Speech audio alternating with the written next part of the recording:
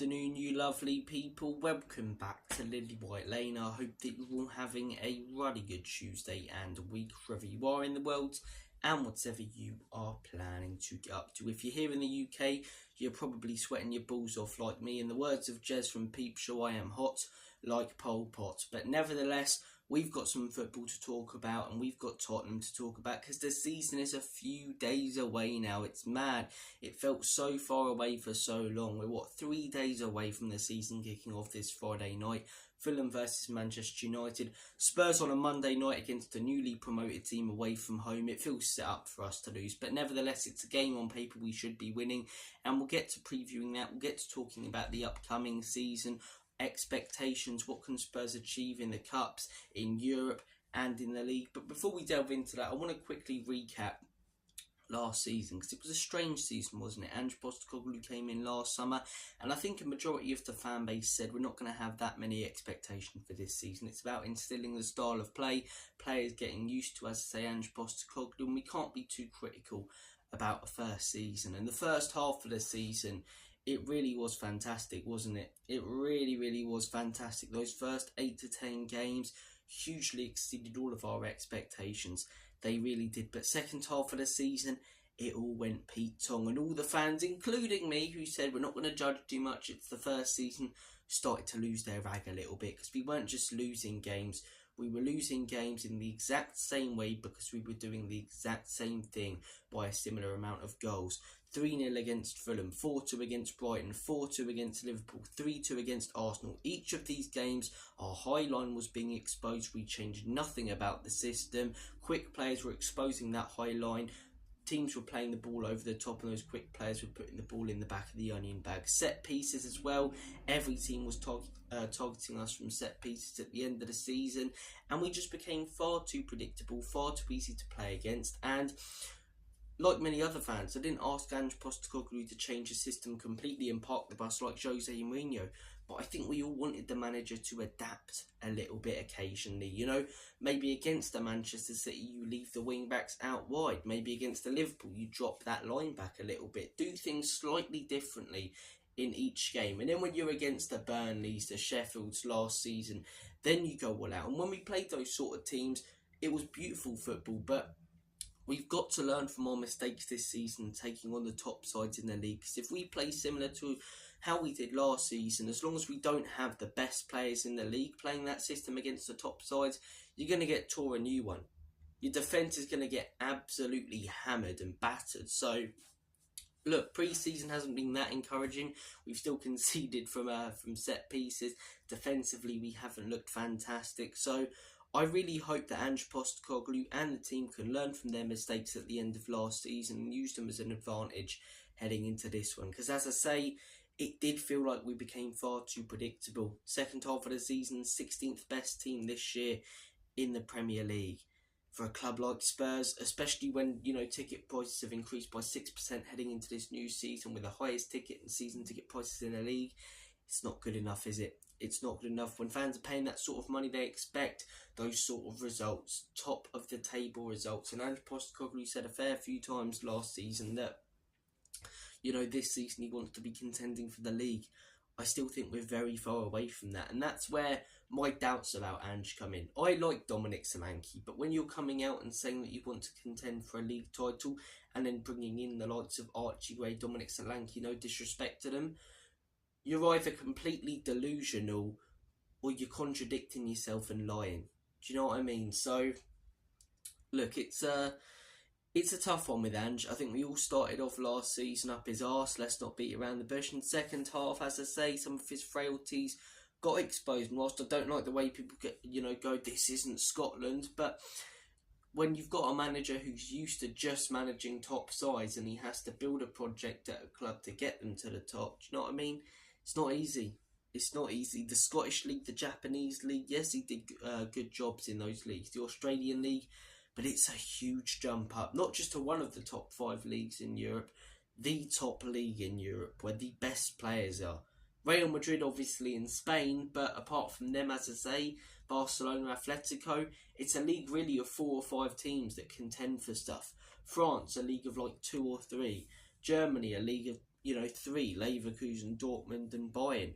I don't, really know the names of the bottom half of the table teams in Germany, whereas German fans probably do with the Premier League. It's a huge jump up. And this season, I think we really will see what Ange Postecoglou is all about. First season, as I say, you don't read too much into it, but there were some huge problems. And if they don't get resolved, I don't think it's naivety from Ange defensively.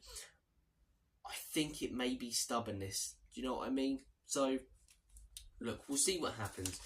We will see what happens at the beginning of this season. We'll see if this manager is clueless defensively or if he was just trying to instill the system and it works a lot better and we can see less goals and we're contending with the top side. So, first season, as I say, it's down in the books. It's done. Decent first season, 5th, considering we finished 8th the season before, played some beautiful football at times, but clearly some problems there, and I'm hoping to see them resolved this season. This season is where we judge the manager at the end of it, not in the middle. I don't want Ange getting sacked unless we're in a relegation battle whatsoever, but at the end of the season, that's where we go, is he the right man for the job? Or is the job slightly too big from him? Is it too much of a jump from Celtic?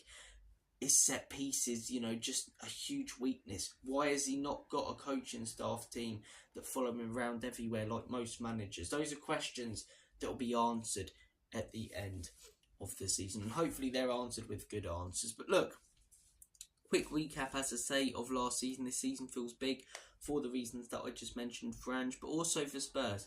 It does feel big for Spurs. In terms of transfer activity, not a lot of Premier League clubs have been busy. Neither have we, in all honesty, which has frustrated me all summer because I've heard a lot of Spurs fans go, no one else is doing business. Even more the reason why we should get an advantage of them, get one up on them. But recently we have done some business. Archie Gray, £40 million. I like the kid. I think he's a good player. I want to see him get game time though. That's the only way he's going to develop. And someone like Stell, who's got contacts at Tottenham, stating that, as I say, Ange isn't really planning to use the youngsters. It's not that encouraging when he's splashing out 40 million on one. So, look, Archie Gray, I think he's a very, very promising young talent. He loses the ball a lot, which is not great for a player that plays the position that he does as a defensive midfielder or a number 6. You want those type of players, as I say, to have like super glue on their boots, like Bissouma at the beginning of last season. But he gets stuck in, he looks involved, and pre-season, as I say, that's all we've seen of him. Last season at Leeds he was excellent. Again, jump up from the Championship, but we'll see what happens. Dominic Solanke. If we want to be contending for league titles, we should have gone in for a player like a Julian Alvarez or Osimhen. But I do think that Dominic Solanke is a good signing to be potentially contending for trophies. Comparisons between him and Ivan Toney. Ivan Toney tends to hold up the ball more. He is a clinical striker, but he drops deep and does more.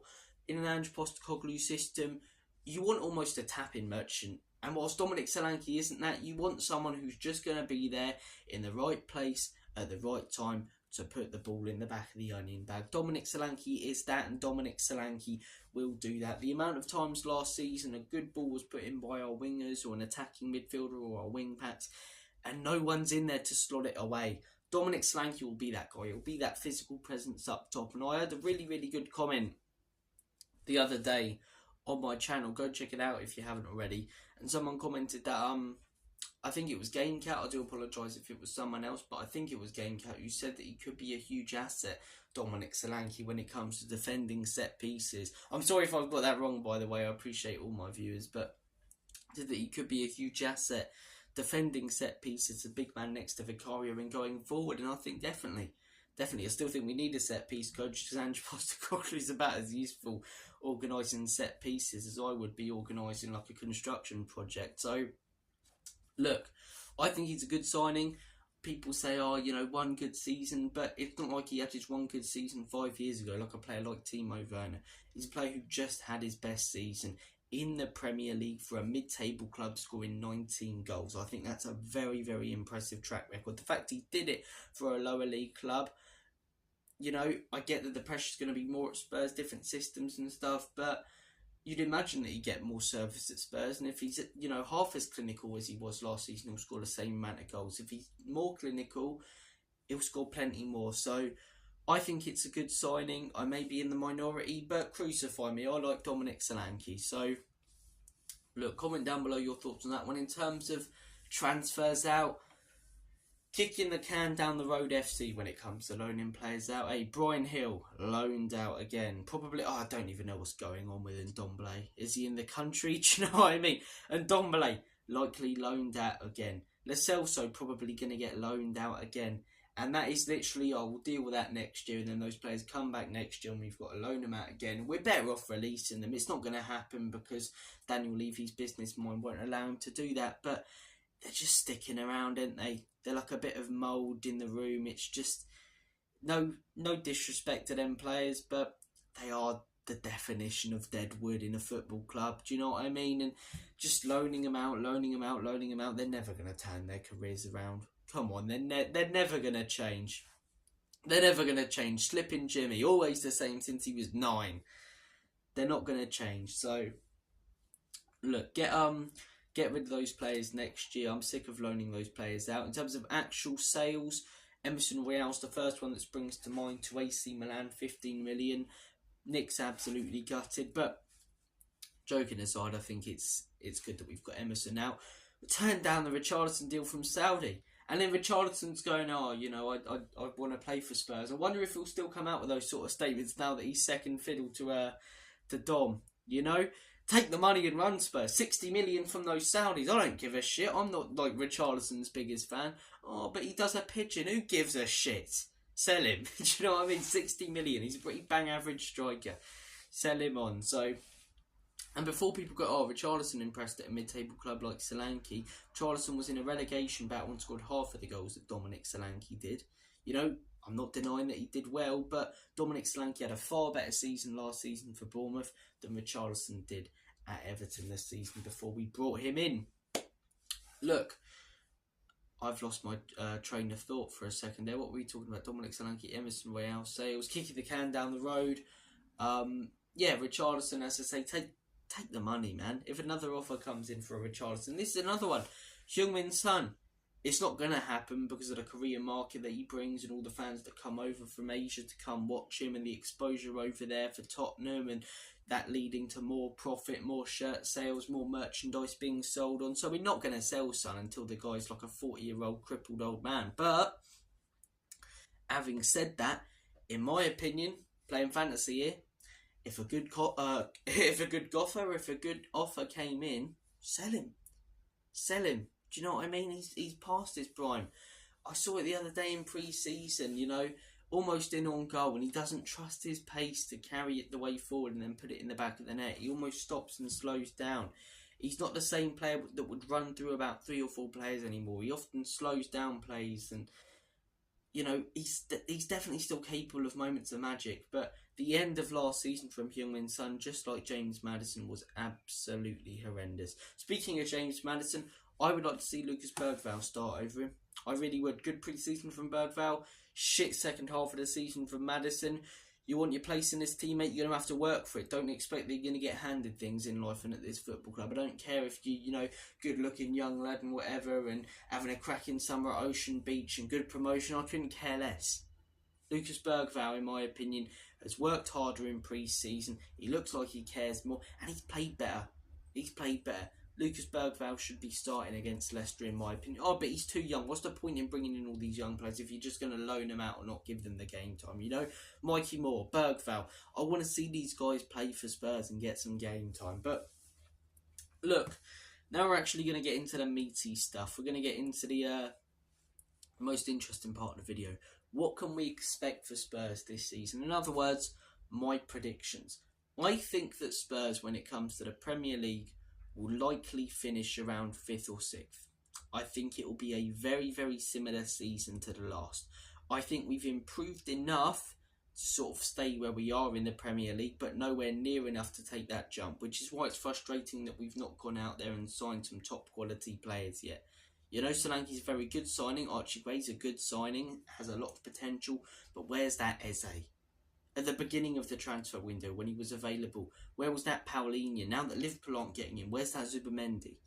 You know what I mean? So, I think we've done enough with the signings so far, and I think we will do enough with maybe 1 or 2 more to finish 5th or 6th, but we've done nowhere near enough to close the gap, especially on those top 2 sides, in my opinion.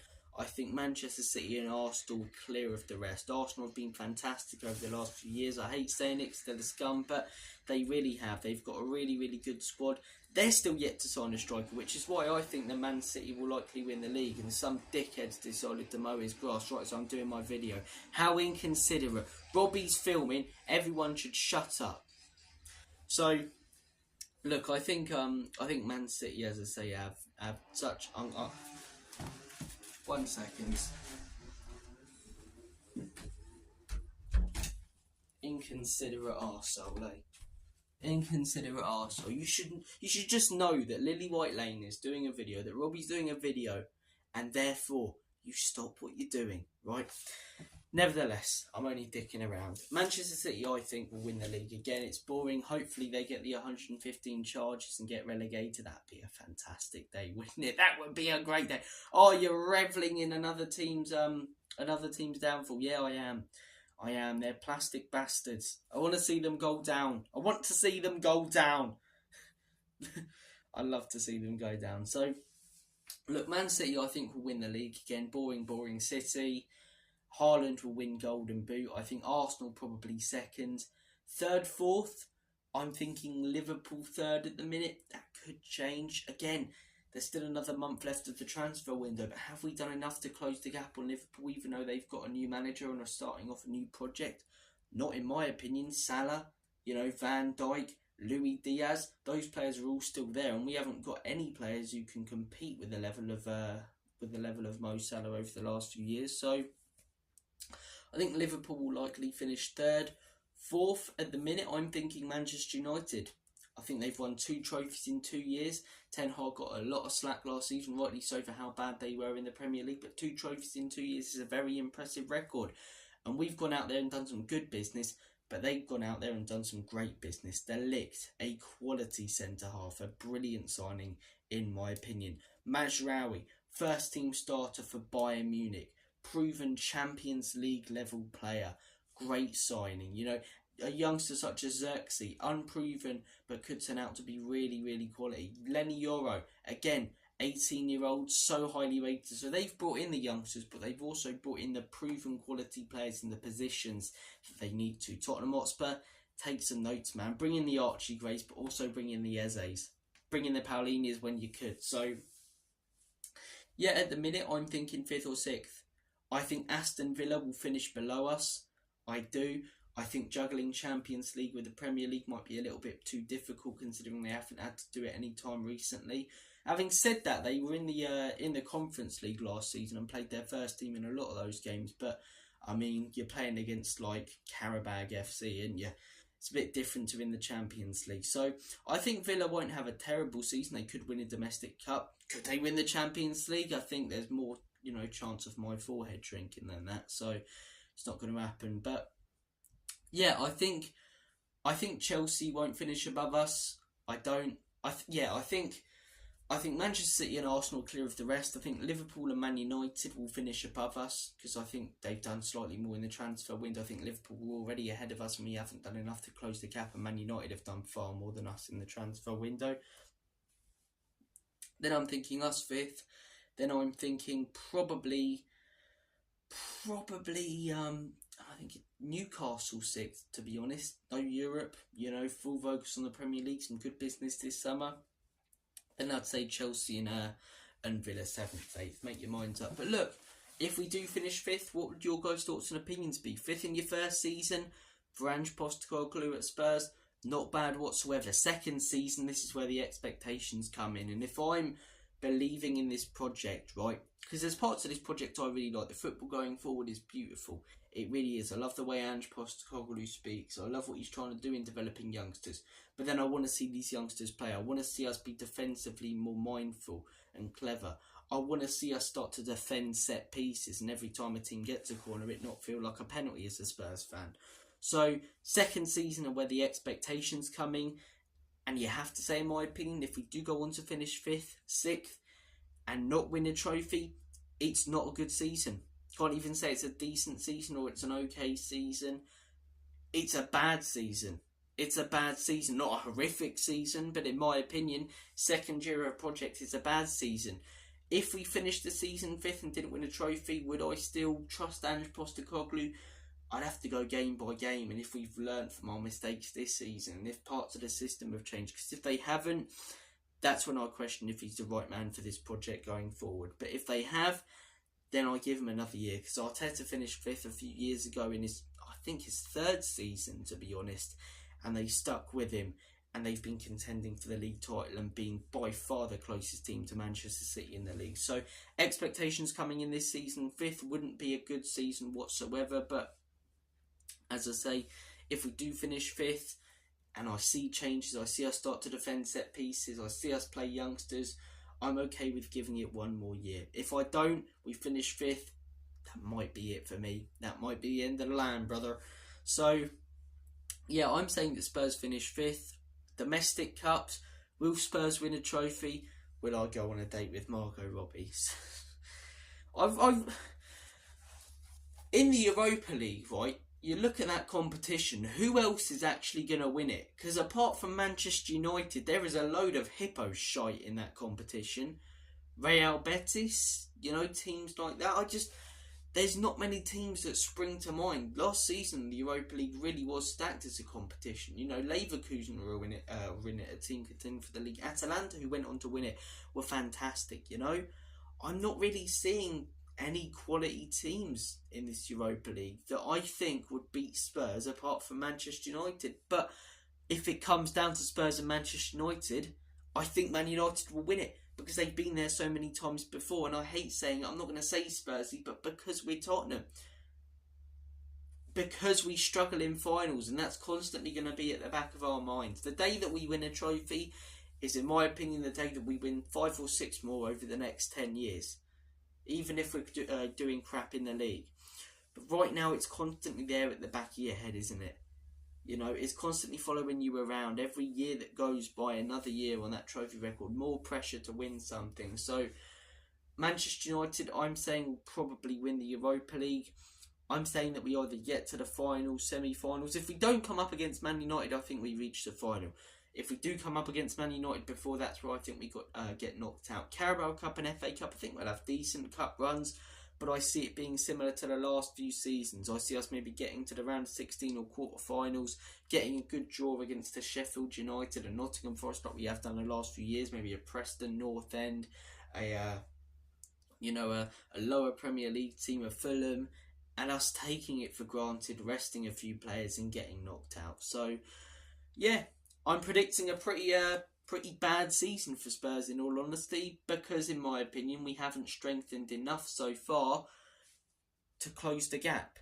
If we do bring in some quality players at the end of this window, my opinion could change. Same as it could if Aston Villa go out there and sign a quality player, and Chelsea and all of these teams. It's really hard to judge, as to say, and preview everything until the transfer window shuts. I've always been someone who has said I would love it if the transfer window started 2 weeks after 2 weeks before, and the day that the Premier League finishes, and then the transfer window closes the day that the Premier League opens. So it's annoying to still have that hanging over you when the Premier League started, not knowing how things are going to go, who's going to sign who. But hopefully we do some more business. If we bring in an Eze and someone like a Zubimendi, I'd tip us to get top 4 and maybe win a Europa League. But I don't see us, at the minute winning the trophy. I don't see us contending for the title. I think we are so far off Arsenal and Manchester City at the minute. But guys, comment down below your thoughts and opinions. Do you think the expectations might be too much for Ange in his second season? Do you see Ange getting sacked? Where do you think we'll finish in the league? Do you think we'll win the Europa League, Carabao Cup, FA Cup? If not, how far will we go in these competitions? What are your thoughts on our transfer activity so far? Do you think we'll make more signings, let more players go?